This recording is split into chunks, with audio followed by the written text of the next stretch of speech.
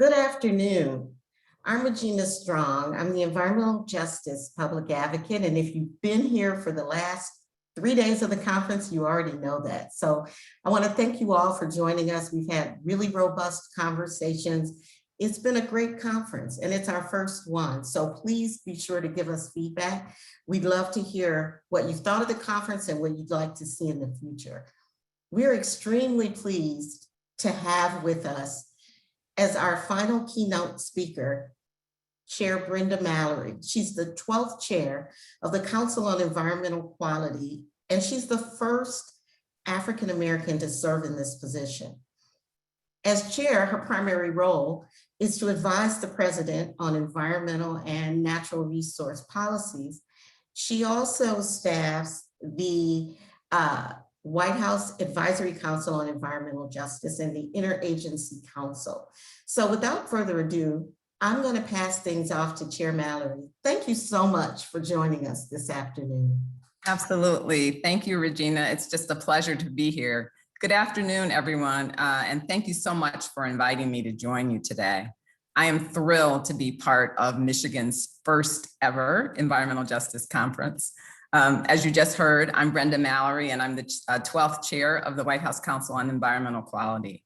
And I'm tremendously honored to take on this role in an administration that is prioritizing environmental justice and climate action.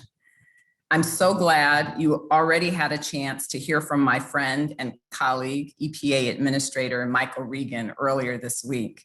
It has been such a joy and privilege to work with Michael on a range of issues, including environmental justice. Before I get into the specifics about what we are doing in the Biden administration, I want to talk first about how we got here. It's especially fitting to take a quick look at our past, since Dr. Robert Bullard, known as the father of environmental justice, spoke to you all yesterday.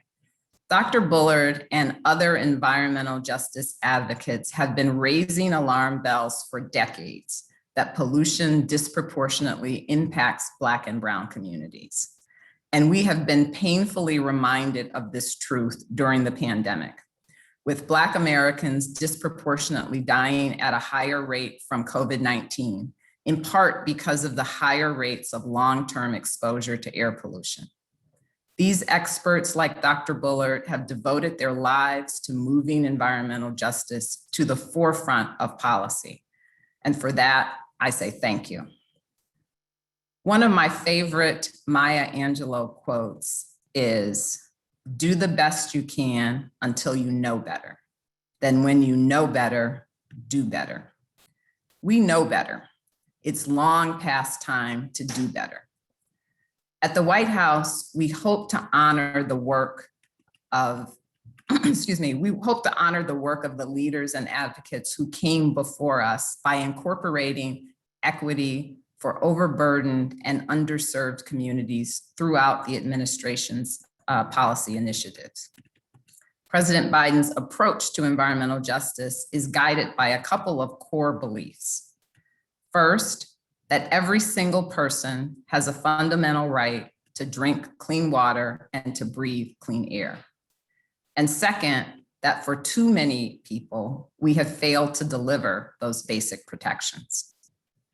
During his campaign, President Biden conducted listening sessions with the environmental justice leaders from around the country to hear from experts on equitable policy solutions a future Biden administration could implement. Correcting these historic wrongs will require a long-term commitment, but acknowledging a need for change is a critical first step. That's why President Biden created the first ever White House Environmental Justice Advisory Council, made up of 26 longtime environmental justice advocates and experts like Dr. Bullard. Over the course of 2 months, this advisory council has held 3 public meetings and devoted countless hours, developing recommendations to support the federal government's efforts to address current and historic environmental injustices. And now, government officials are actively reviewing those recommendations.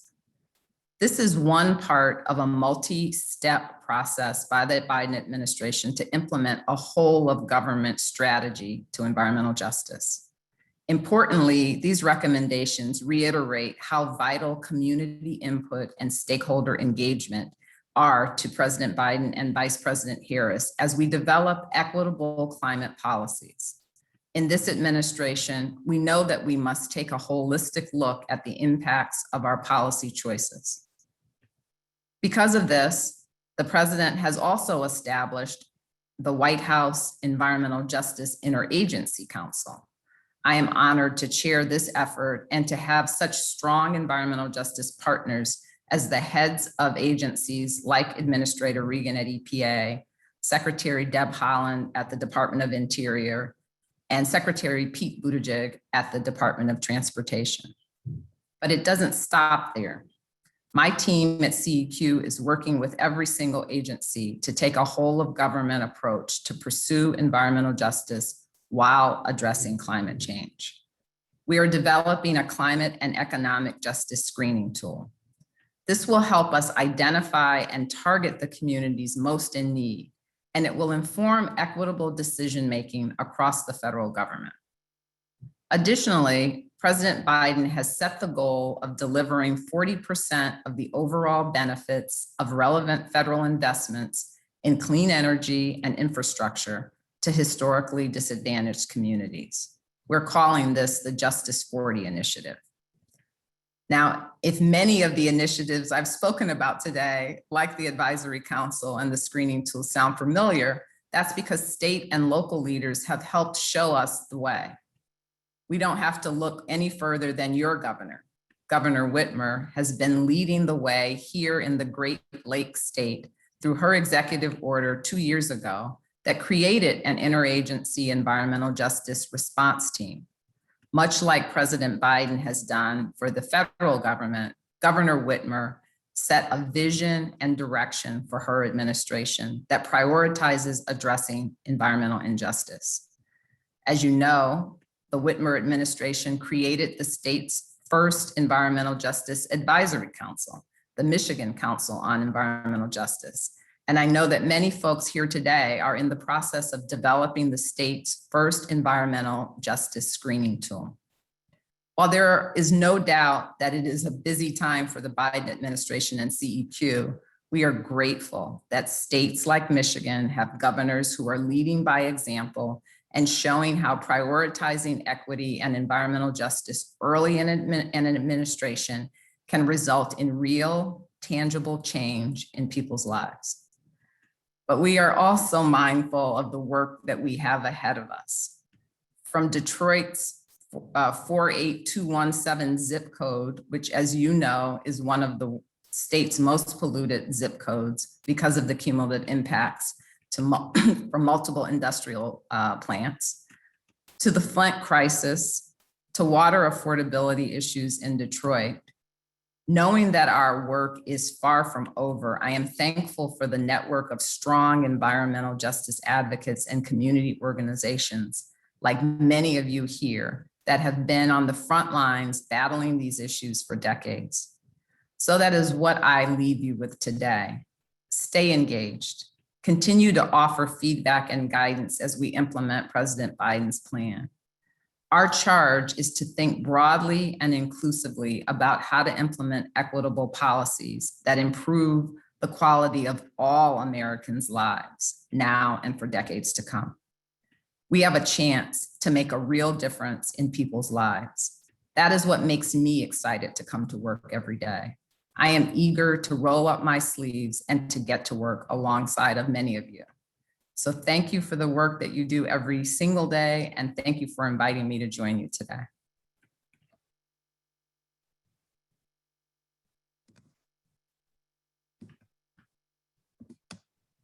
Thank you so much. Thank you for sharing. I love to hear that the work we're doing in states and here inspired the work that's happening at the federal level, because I think that helps us have synergy and be able to work together. So thank you again for accepting the invitation and being here to share with us hopefully you will come back and we'll have opportunities for dialogue, and folks will really see that in consort, our administrations at the state level and in Washington are really focused on, in a meaningful way, achieving environmental justice and removing injustices for long-standing communities that have suffered. So thank you again so much for being here. We really appreciate it. Absolutely, Regina. It was a pleasure to be here, and I look forward to our being able to join together in person next time. Yeah, one day we can get there. Yes. You know, it's been a great 3 days, but the one thing I can say is it's hard when you're just sitting in front of a screen and you really want to be able to meet people in person. So maybe one of these days you'll get to come here in person. Yes. and we can go to some of our environmental justice communities. Absolutely. Absolutely. All right. Thank you so much. Take care. Thank you so much for joining us. Have a great afternoon. You too. Bye-bye. Bye-bye. So thank you everyone for spending the last few days when you could with us. The conference is wrapping up today, but the work continues. I think there are a lot of things that were brought up here that posed questions, made for opportunities, and maybe made you think of how you can engage in our work.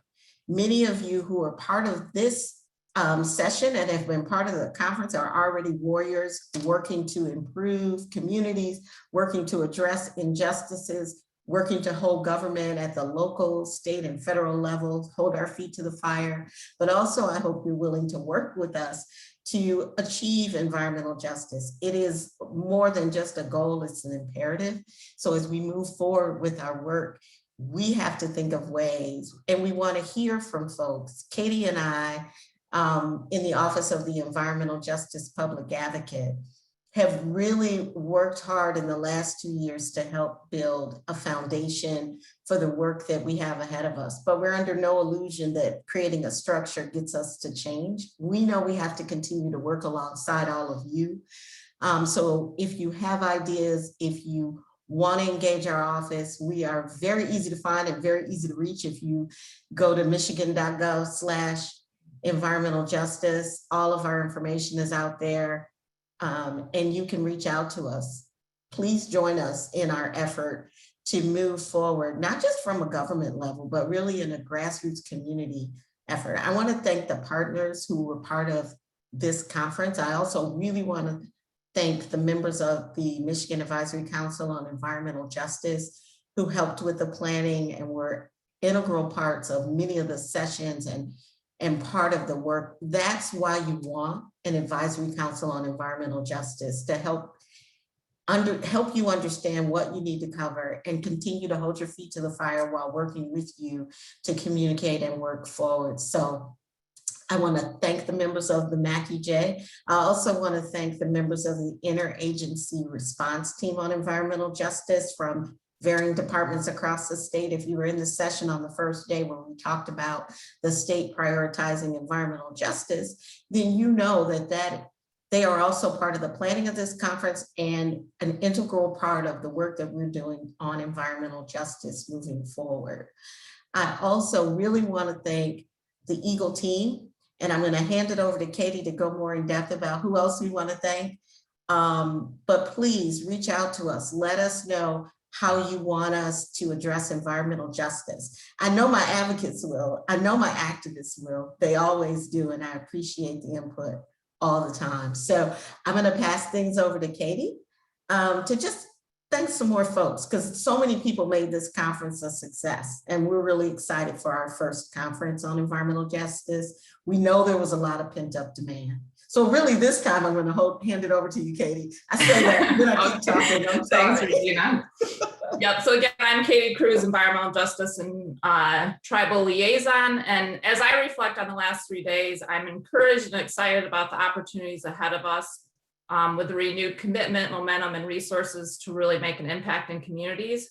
Moving environmental justice beyond just about being enhanced community engagement to really figure out how we, and I say we collectively, address disparate impacts. So while this is a challenging task and we can't just flip the switch overnight, there is a sense of urgency. And at the same time, I think we as government agencies need to make sure that we're integrating environmental justice and equity into all aspects of our work so that it becomes part of our culture. So, you know, as we've talked about during this conference, we have a lot of work ahead of us, but I think we can see from the conference that we have a lot of great minds committed to this work. So really, this has really provided an opportunity kind of to recharge things and get us excited. And speaking of great minds, I want to make sure we send out a huge special thank you to our environmental support division. So Jim Ostrowski, Jennifer Acevedo, Jennifer Dixon, Joel Roseberry, Les Smith, Matt Thomason, Elena Berthold, who you have all met throughout this conference, who've been working tirelessly behind the scenes. We could have never pulled this off without them, and they put in a lot of time and effort here. Regina thanked many others that I would also like to reiterate. Thank you to our Interagency EJ response team, our MAC EJ, as well as our EAGLE staff and all the speakers that we had at the conference. We had a really diverse group of folks and we're really excited. And then thank you to all of our participants as well. It's super exciting to go on HUVA and see all the action and activity and connections that people are making. So hopefully everyone was able to make some new connection, make some new friends, and we can continue to move forward in this work. So I will turn it back over to you, Regina. Thank you so much for that, Katie. And I'd like to thank you as well as Anna Bunting, who is an intern and project assistant in our office. You know, we're a small but mighty group, right? And we've done, you all have really put in a lot of hours to make this conference a success. So I don't want to leave you out. I know you went through a litany of folks, but I want to make sure that we thank you and again, the team at EAGLE. And we also need to thank you, Regina, as you know, you provide great leadership and you've obviously put a lot of work into this conference. So let's not forget you either. Oh, well, thank you. And so we won't have this mutual love fest, but thank you. I appreciate that. I think this is a team effort and we will continue to work with folks on the ground. Next year, hopefully we can have this in person. I'd love to encourage everyone to give us feedback, go to HUVA, tell us what you'd like to see, tell us what you liked, tell us what you want to see different. You know, hopefully the difference next year will be that we can be in person. We plan to make this an annual event and do it every year.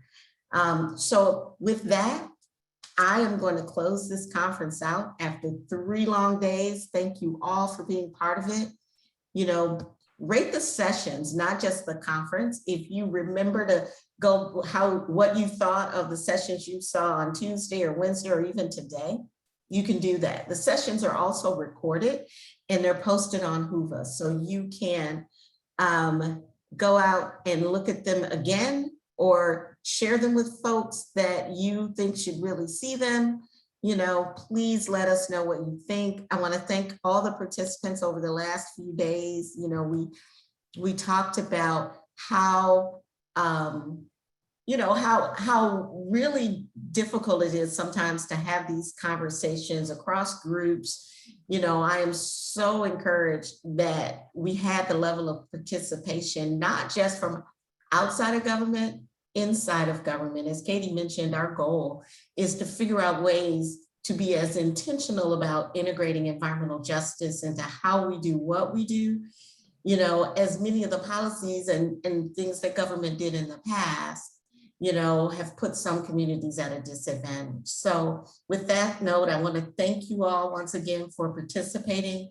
Please have a wonderful and safe evening and reach out to us if you want to continue to talk about environmental justice. Thank you so much. Thanks, everyone.